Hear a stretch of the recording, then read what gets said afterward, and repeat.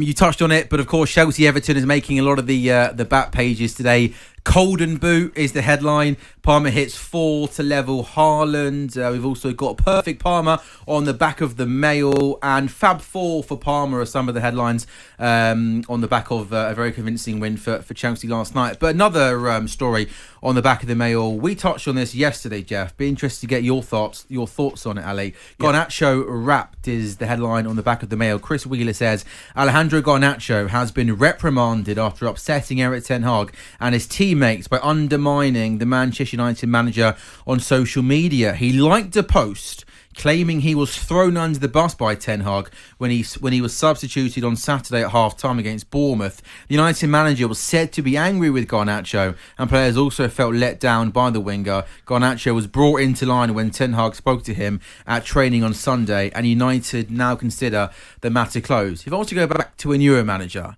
could you imagine going into training the morning after a tough defeat and you've got one of your own players openly liking someone tweeting, having a go at you, basically slagging you off? Different world, could you imagine what you would do in that situation? It's a completely different world.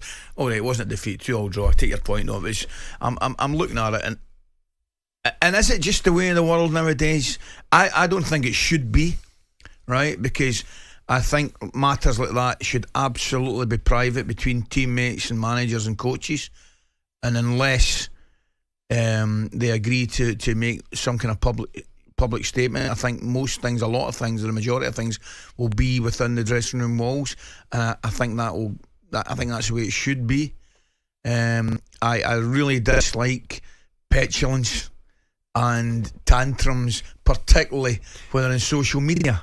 So it's okay for the manager to openly criticise the player, as he did also with Jadon Sancho, but it's not okay for the player, and let's be truthful, I'm not totally defending him because, it wasn't the right thing to do.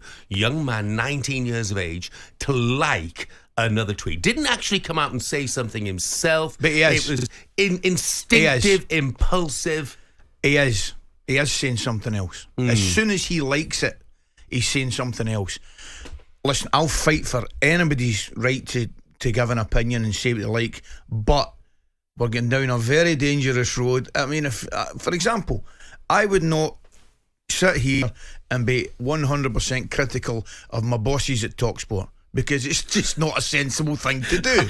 Alan does it all the time on the show, though, doesn't he? I ain't Alan Brazil. Yeah, but Alejandro Garnacho is supremely talented, Ali. Absolutely. I do take that point, but surely you understand where I'm coming from. It's not the most sensible thing to do.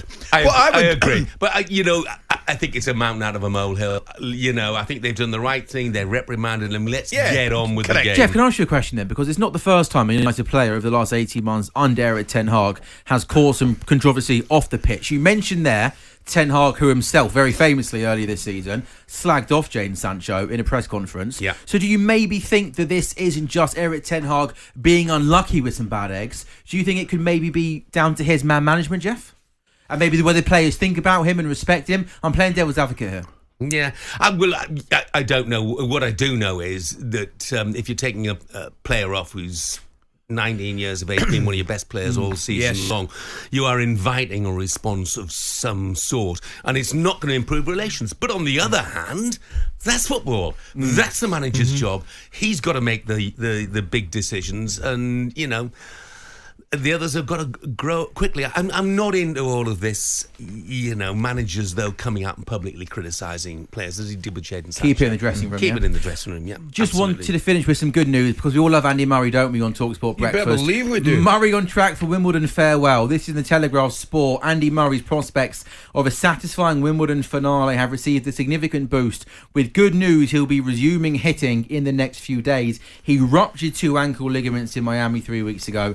He's got a protective boot on his foot, but he's avoided surgery, which would have been a lot longer layoff. So I just want to let everybody know, good news. He's set to be back playing tennis again shortly, and fingers crossed, who knows, maybe Andy Murray this summer's got one more big final pushing him at Wimbledon, which would be, well, I think pretty special. Absolutely. Sadly, after that good news, I've got to finish with some terrible news. Why? And that's regarding the tragic passing of ex-British and Commonwealth champion Willie Lemon from Glasgow, who sadly passed away after a 10-day battle. I think they found poor Willie and he's carried a suspected seizure.